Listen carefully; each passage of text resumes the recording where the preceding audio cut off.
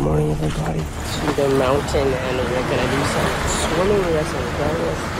Just gonna chill out. It's only like 1 o'clock. See what's gonna happen. It was fun. Hindi ito ang typical na content na sinusubaybayan ng kanyang subscribers. Pinaghahanap ng mga otoridad ang Amerikanong dinukot umano ng mga armadong lalaki na nagpakilalang pulis. Ang dayuhang vlogger kasi na ito, siya na ngayong laman ng balita dahil sa nangyari sa kanyang krimen. Tapos kunin sa kanyang bahay ng 4 na armadong lalaki na Ang American vlogger kasi na si Elliot Eastman, binukot sa tahanan nito sa Sibuco, Zamboanga del Norte. Makalipas ang halos 2 buwan mula nung siya'y na-kidnap, sa linggong ito, ang PNP meron na raw update sa tunay na sinapit ni Ellie. May nakuha po tayong isang witness. Nasaan na ang Amerikanong vlogger? There's people that want to kidnap me. Taong 2023, nagpunta ng Pilipinas ang tubong Vermont sa USA na si Ellie. Namuhay na parang lokal sa bayan ng Sibuco. Kung saan niya napangasawa ang Pilipinang si Carisha. Kabayan, siya po ay aking asawa. That's your ring. Check out our rooms.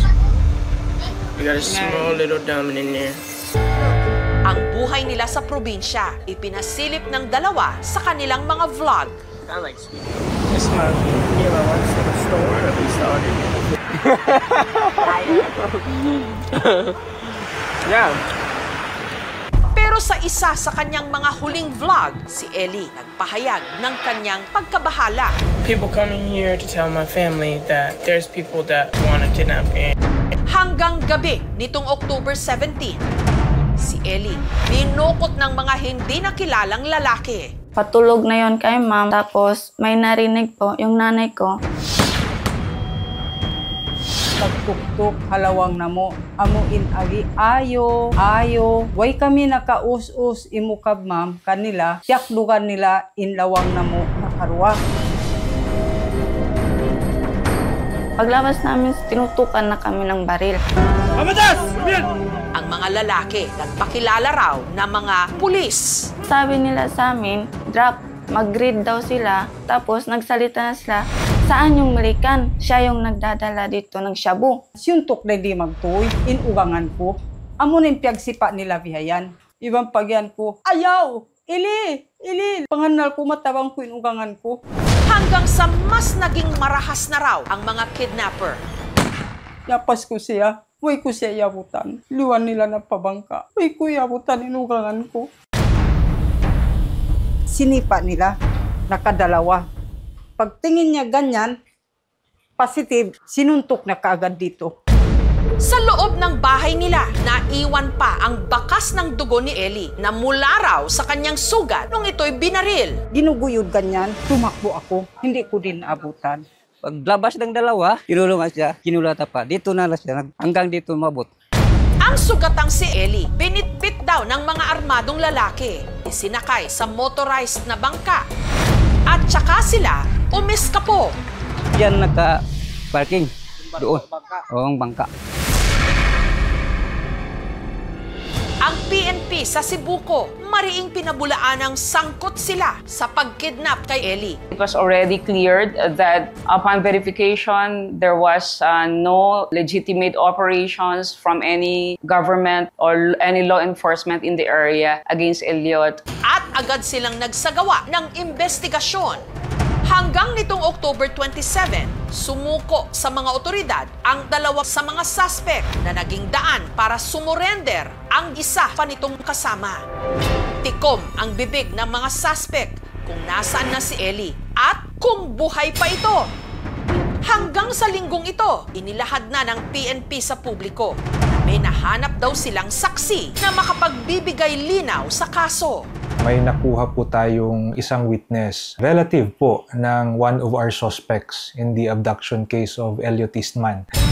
Ayon sa salaysay ng witness, nung damputin daw ng mga suspect si Ellie, gabi ng October 17, nagpumiglas daw ito.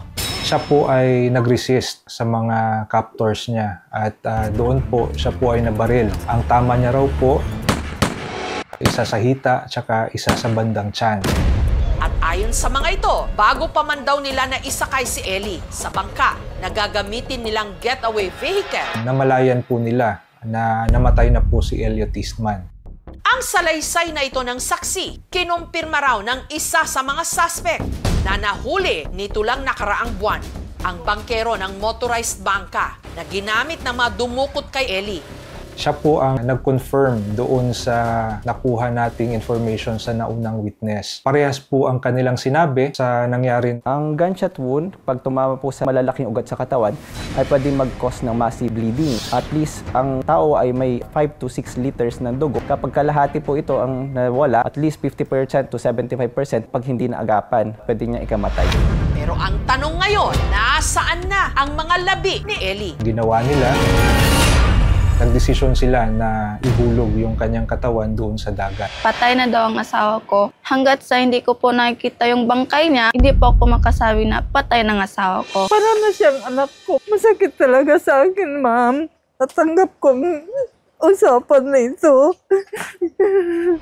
Ang mga otoridad agad daw nagsagawa ng follow-up investigation. Dinala po tayo ng suspect kung saan po nila sinasabi na hinulog yung katawan ni Elliot Eastman. Medyo open sea po siya. Nasa bandang Labuan, Zamboanga City, but it's very proximate po doon sa Cebuco pa.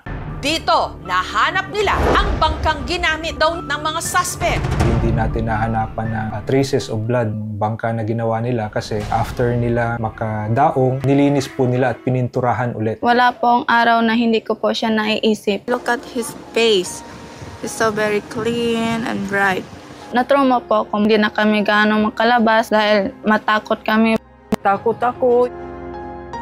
Yung mga tao nagkuha sa ugangan ko, baka marami sila babalikan kami. Nakakausap rin daw ni Carisha ang pamilya ni Ellie sa Amerika, bagamat ayaw daw ng mga itong magpa-interview sa media. Siyempre, masakit din sa akin, ma'am, kasi anak nila dito nangyari sa bahay ko. Nakonsensya din ako. Sabi ko, pray lang tayo, mother, kasi hindi pa nakikita yung katawan. Baka may chance makabalik siya sa atin. Pinapalakas niya po yung loob ko. Hindi naman po ako sinisisi nila.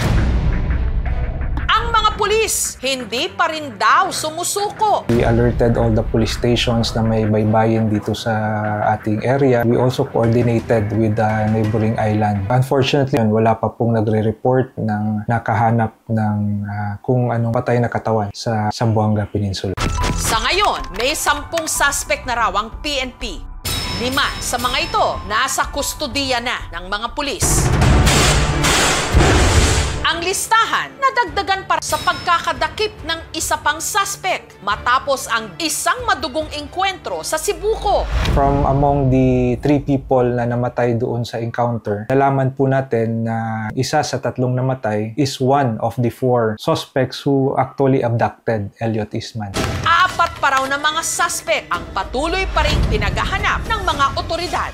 It was already confirmed that he also doesn't have any drugs record. We believe na they started with ransom in mind. Dahil sa pagdukot kay Ellie, ang ilan pang mga banyagang nasa probinsya nangangamba tuloy para rin sa kanilang kalikasan. I'm retired. I was a United States Marine. I chose to live here to be with my wife. I've been here in this area for 2 months. When I heard about it, I was like, well, it's a terrible thing, so I stayed home. Nangangamba din po ako. Laging alert, hindi talaga siya natutulog sa gabi. Nakikipag-coordinate po kami sa mga kapulisan at kasundaluhan po namin dito para po maipanatili yung maigting na seguridad mga locals natin, pati na po yung mga turista na pumapasok. This incident is an isolated case, has been the first for several years now. Samantala, si Krisha, kahit pa sa pinakamunding pag-asa, patuloy pa rin kumakapit, umaasa sa isang himala na makikita pa niya ang kanyang asawa. Hindi po ako dapat mawalan ng pag-asa. Pag-prepare ko sa kanya, pagdua ko sa kanya, sana makauwi at makabalik ang aking asawa sa akin.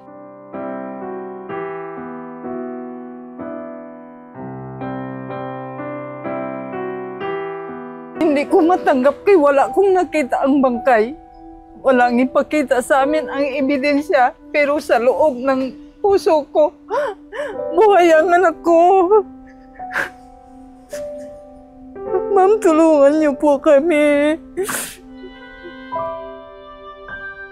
Ang panawagan ko lang, ma'am, sana makauwi siya at ligtas siya kung saan man siya. Gusto ko na po siya makita at gusto ko na po siya makasama ulit. Look, I looks like older than him. Naghingi talaga ako ng tulong sa mga tao. Sana makabalik na si Injot, mahanap na siya, makapagkita na kami. Maawa na po kayo, ibalik niyo na po ang anak ko. Sino man ang nakakupkop sa kanya.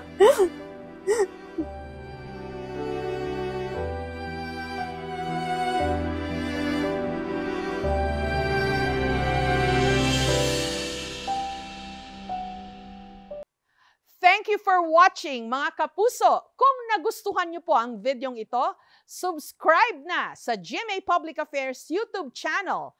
And don't forget to hit the bell button for our latest updates.